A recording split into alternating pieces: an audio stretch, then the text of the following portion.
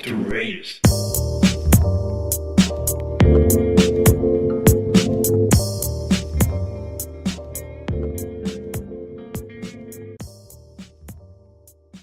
Part 1. The Science of Line Weight, also referred to as Thick to Thin. There are two parts to this video. The science of line weight is about the reason why caricature artists use line weight. For example, when do we draw a thick line versus a thin line? In this first section, I identify the three main things I consider when choosing the thickness of my lines, and they are lighting, weight, and distance. Lighting. One of the factors I take into account when choosing my line weight is lighting. In most cases, your light source will be coming from somewhere above. Let's start off with this top light source. Now, how would you go about describing that there is light coming from the top only using lines? Let's draw a circle, but instead of keeping all the lines the same thickness, I'm going to use the side of my marker and draw a thick line for the bottom of the circle. This is going to give an impression of a shadow. Now let's apply this same principle to a feature on the face, the nose. The same idea of keeping the lines heavy at the bottom and thinner on the top.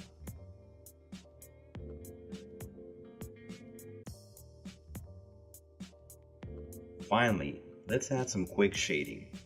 This is going to complement the line weight. I'm using a black art stick, and now the circle is a spear, and the noses feel like you can actually touch them.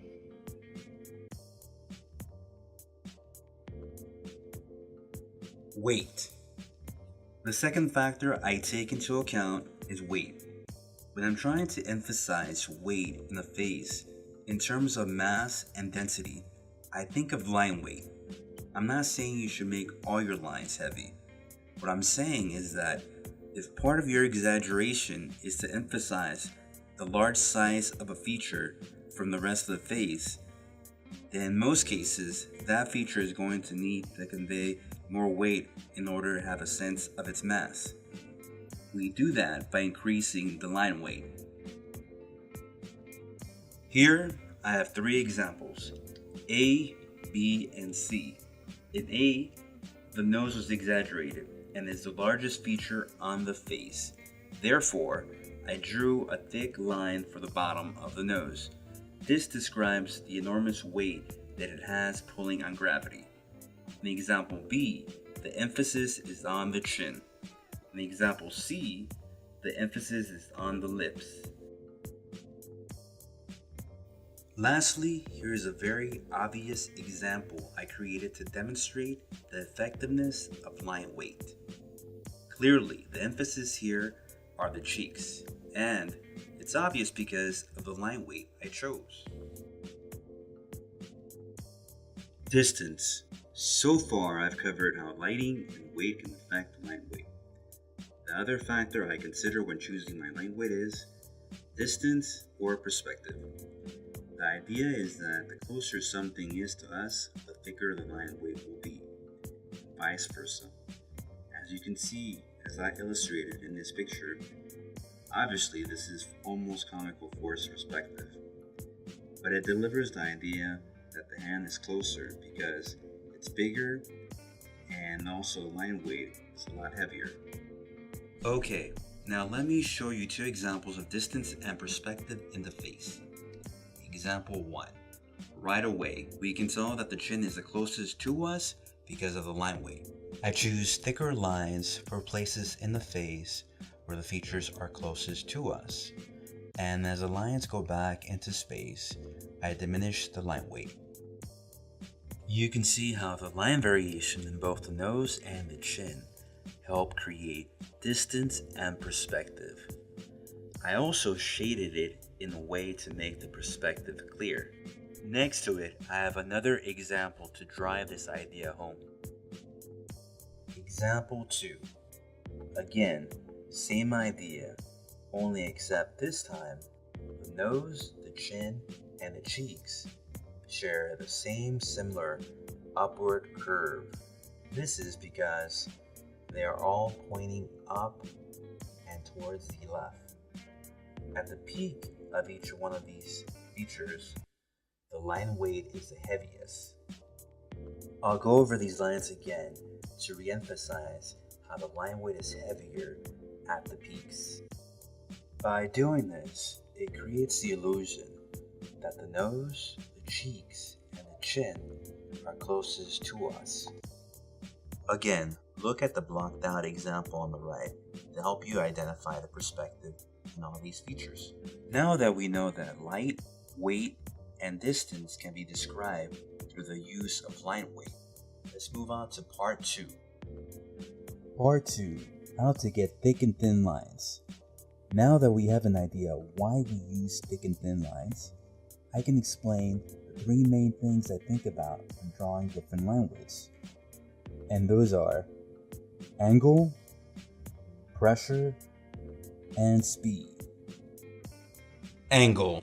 As I mentioned in my first video titled Supplies and Materials. In order to get thick and thin lines, you're going to have to change the angle of your pen. Simply by turning your pen on its side, you can get thick lines. And by turning your pen on its tip, you can get thin lines. 2 ways you can achieve this is by turning your pen at a 45-degree angle and then lifting to a 90-degree angle to alternate between thick and thin lines. This requires most of your arm. The more subtle way of doing this is by simply twisting your pen with your fingers clockwise and counterclockwise. Keep practicing by going left and right, left and right, left and right until you have it right. Play around with this movement until it becomes comfortable twisting your pen clockwise and counterclockwise. Once you're ready, we can add pressure to this movement.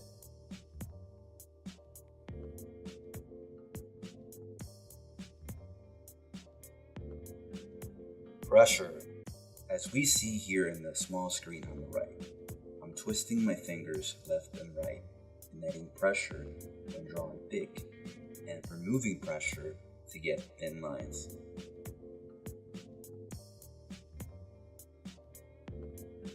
Here in this quick drawing, I'm reiterating the same idea of putting more pressure in the areas where I want thicker lines and removing the pressure in areas where I want thinner lines.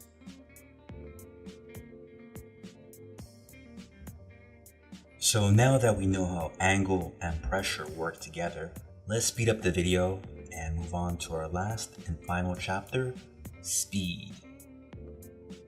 Speed. Speed is a factor when you want to create bold and confident lines. Developing an ability to visualize what you are about to draw is key. Being able to calculate the beginning and end of a stroke at a time will help you lay down confident lines. Usually you want to start off fast and build up your line weight until it's at its thickest.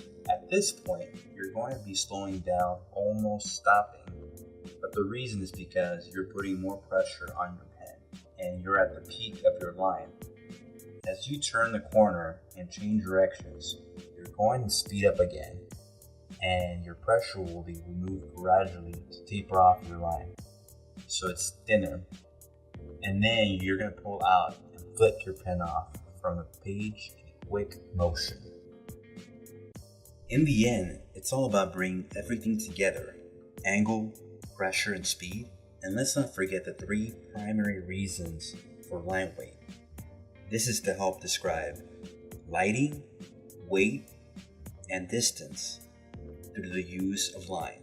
It's also going to make your drawings more dynamic and bring them to life. And it's up to you to use it however you want and to develop your own personal style. Thank you for watching, and I hope you guys learned something, and don't forget to subscribe and leave a like.